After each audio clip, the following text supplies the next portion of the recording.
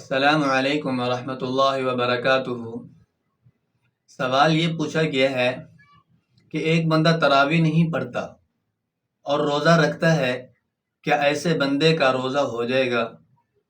کہ آیا کہ اس کا روزہ رکھنا ٹھیک ہے بغیر تراویح کے؟ تو اس کو سمجھنے سے پہلے یہ سمجھ لیں، روزہ اور تراویح یہ دو چیزیں ہیں۔ روزہ الگ چیز ہے، تراویح الگ چیز ہے۔ جو روزہ ہے یہ فرض ہے اور جو تراویح ہے یہ سنت مؤکدہ ہے۔ تو تراویح اور روزے کی آپس میں کوئی تعلق نہیں ہے، آپس کے اندر کوئی تعلق نہیں ہے کہ ایک آدمی تراویح نہیں پڑھتا، اگر تراویح نہیں پڑھتا تو اس کا روزہ ہو جائے گا، لیکن تراویح چھوڑنا یہ ٹھیک نہیں ہے۔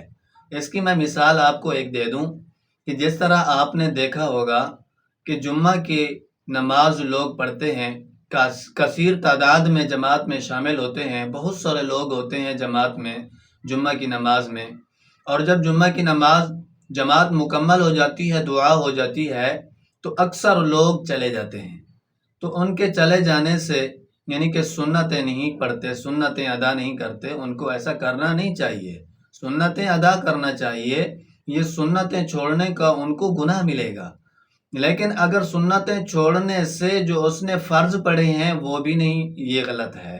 فرض اس کے ادا ہو گئے، جمعہ اس کا ہو گیا، تو اس نے سنتیں چھوڑی ہیں، تو سنت چھوڑنے کا اس کو ثواب نہیں ملے گا بلکہ اس کو گناہ ملے گا۔ اور اسی طرح ایک آدمی نے روزہ رکھا ہے، روزہ رکھنے کا ثواب اس کو ملے گا، اور اگر اس نے تراویح نہیں پڑھی تو تراویح کی اجر و ثواب سے وہ محروم رہے گا، سنت کا تارک ہوگا، سنت چھوڑنے والا ہو جائے گا۔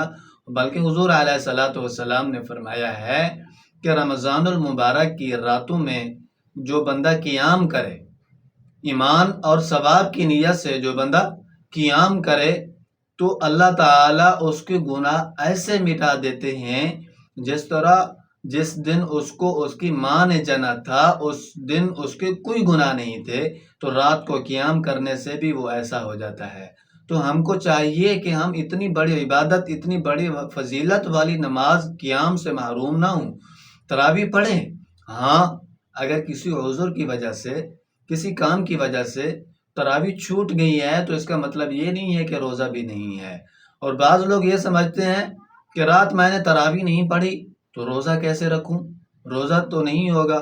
نہیں، تراویح اگر نہیں پڑھی تو روزہ رکھ لیں، روزہ رکھیں، روزہ آپ پر فرض ہے، روزہ ہو جائے گا۔ تو کہتے ہیں کہ ہم تو تراویح پڑھتے نہیں تو روزے ہم کیسے رکھیں؟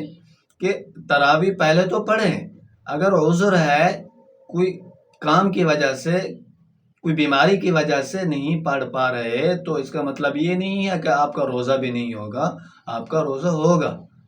تو امید ہے کہ آپ کو میری بات سمجھ آ گئی ہوگی۔